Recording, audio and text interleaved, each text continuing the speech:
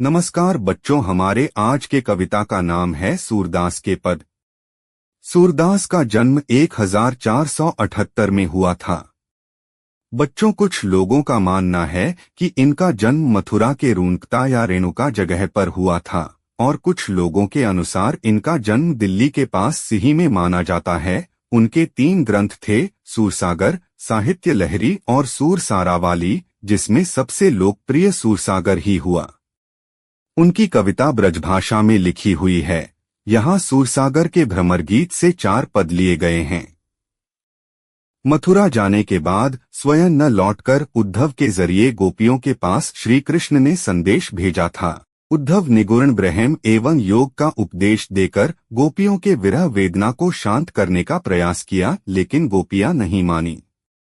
वह ज्ञान मार्ग के बजाय प्रेम मार्ग को पसंद करती थी, इसलिए उन्हें उद्धव का संदेश पसंद नहीं आया।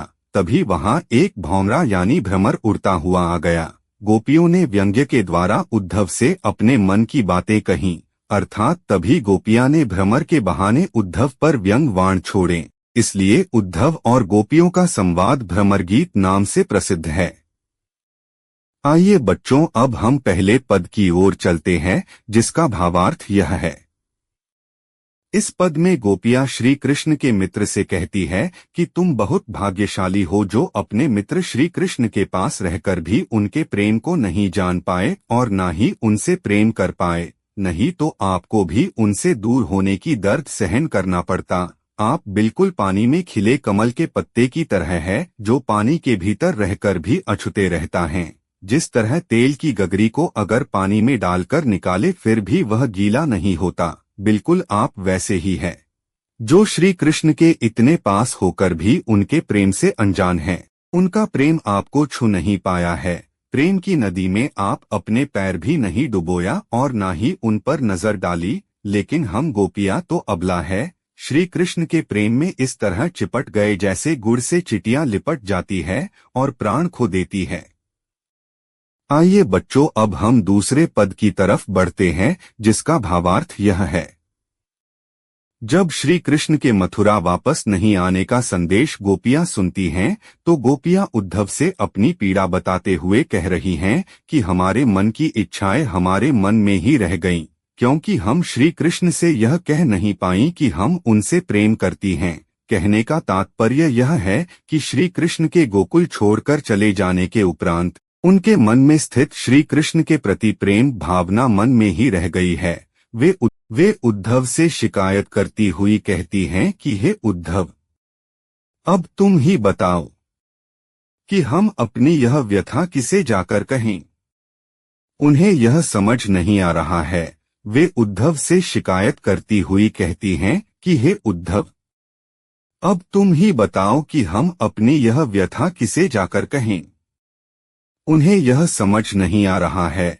अब तक श्री कृष्ण के आने की आशा ही हमारे जीने का आधार थी, अर्थात वे अब तक इसी कारण जी रही थी कि श्री कृष्ण जल्द ही वापस आ जाएंगे, और वे सिर्फ इसी आशा से अपने तन मन की पीड़ा को सह रही थीं कि जब श्री कृष्ण वापस लौटेंगे तो वे अपने प्रेम को कृष्ण के समक्ष व्यक्त करेंगी। परंतु जब उन्हें श्री कृष्ण का योग संदेश मिला, जिसमें उन्हें पता चला कि वे अब लौटकर नहीं आएंगे, तो इस संदेश को सुनकर गोपियां टूट सी गईं, जिस कारण उनकी विरह की व्यथा और बढ़ गई। अब तो उनके विरह सहने का सहारा भी उनसे छिन गया, अर्थात अब श्री कृष्ण वापस लौटकर नहीं आने वाले हैं, और इसी कारण अब उनकी प्रेम भावना कभी संतुष्ट होने वाली नहीं है। वे जहां से भी श्री कृष्ण के विरह की ज्वाला से अपनी रक्षा करने के लिए सहारा चाह रही थीं, उधर से ही योग की धारा बहती चली आ रही है। उन्हें ऐसा प्रतीत हो रहा है कि अब वह हमेशा के लिए श्री कृष्ण से बिछड़ चुकी हैं, और किसी कारणवश गोपियों के अंदर जो धैर्य बसा हुआ था, अब वह टूट चुका है। इसी वजह से गोपियां वियोग में कह रही हैं कि श्री कृष्ण ने सारी लोक मर्यादा का उल्लंघन किया है, उन्होंने हमें धोखा दिया है, तो भला हम धैर्य धारण कैसे कर सकती हैं। आइए बच्चों, अब हम अगले पद को पढ़ते हैं, जिसका भावार्थ है। इस पद में गोपियां उद्धव से कहती हैं कि हमारे श्री कृष्ण तो हमारे लिए हारिल पक्षी की लकड़ी के समान हैं। जिस तरह हारिल पक्षी अपने पंजों में लकड़ी को बड़ी ही दृढ़ता से पकड़े रहता है, उसे कहीं भी गिरने नहीं देता, उसी प्रकार हमने भी मन, वचन और कर्म से नंद पुत्र श्री कृष्ण को अपने हृदय के प्रेम रूपी पंजों से बड़ी ही दृढ़ता से पकड़ा हुआ है, अर्थात दृढ़ता पूर्वक अपने हृदय में बसाया हुआ है। हम तो जागते सोते सपने में और दिन रात कान्हा कान्हा रटती रहती हैं।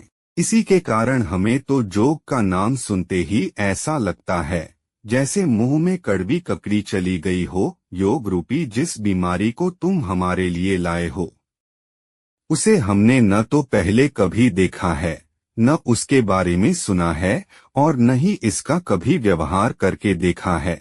सूरदास गोपियों के माध्यम से कहते हैं कि इस जोग को तो तुम उन्हीं को जाकर सौंप दो जिनका मन चक्री के समान चंचल है, अर्थात हमारा मन तो स्थिर है, वह तो सदैव श्री कृष्ण के प्रेम में ही रमा रहता है। हमारे ऊपर तुम्हारे इस संदेश का कोई असर नहीं पड़ने वाला है। आइए बच्चों, अब हम अगले पद को पढ़ते हैं जिसका भावार्थ है। इस पद में गोपियां व्यंग्य पूर्वक उद्धव से कहती हैं कि श्री कृष्ण ने राजनीति का पाठ पढ़ लिया है, जो कि मधुकर अर्थात उद्धव के द्वारा सब समाचार प्राप्त कर लेते हैं और उन्हीं को माध्यम बनाकर संदेश भी भेज देते हैं। श्री कृष्ण पहले से ही बहुत चतुर चालाक थे।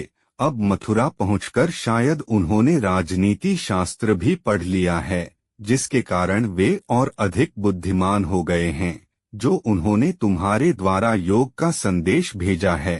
हे उद्धव, पहले के लोग बहुत भले थे, जो दूसरों की भलाई करने के लिए दौड़े चले आते थे।